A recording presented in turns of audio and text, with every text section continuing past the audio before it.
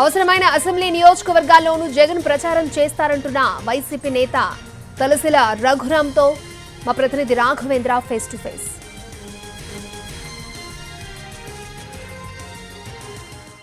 సిద్ధం పేరుతో ఇప్పటికే పార్టీ శ్రేణులను అసెంబ్లీ ఎన్నికలకు ప్రిపేర్ చేసిన వైఎస్ఆర్ కాంగ్రెస్ పార్టీ మేమంతా సిద్ధం పేరుతో కొత్త యాత్రకు మొదలుపెట్టబోతుంది. వైఎస్ జగన్మోహన్ రెడ్డి బస్సు యాత్ర నిర్వహించబోతున్నారు. ఇప్పటికే దీనికి సంబంధించిన షెడ్యూల్ కూడా ఖరారవుతుంది. ఇదే అంశంపై మనతో మాట్లాడడానికి పార్టీకి సంబంధించిన సీనియర్ నేత తలసిల రఘురాం గారు ఉన్నారు. వారితో సార్, గతంలో అంటే 2014లో 2019లో జగన్మోహన్ రెడ్డి ఎన్నికల ప్రచారం నిర్వహించారు.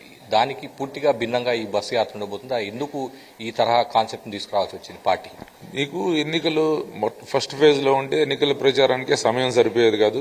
కానీ మాకు కావాల్సినంత సమయం వచ్చింది. జగన్మోహన్ రెడ్డి గారు కూడా ప్రతి పార్లమెంట్ నియోజకవర్గంలో ప్రజాక్షేత్రంలో అందరినీ కలవాలి, ప్రజలందరినీ అని ఆయన ఎప్పటి నుంచి ఆరాటపడుతున్నారు. దానికి సమయం కూడా అనుకూలించింది. కాబట్టి ప్రతి పార్లమెంట్ నియోజకవర్గంలో బహిరంగ సభ నిర్వహించడం, దాని తర్వాత అన్ని అవసరమైన చోట్ల ఎన్నికల ప్రచారానికి ప్రతి అసెంబ్లీ నియోజకవర్గంలో ఎక్కడెక్కడ అవసరమో అక్కడ వెళ్లే విధంగా ఆయన ప్రణాళిక రూపొందించుకోవడం జరిగింది.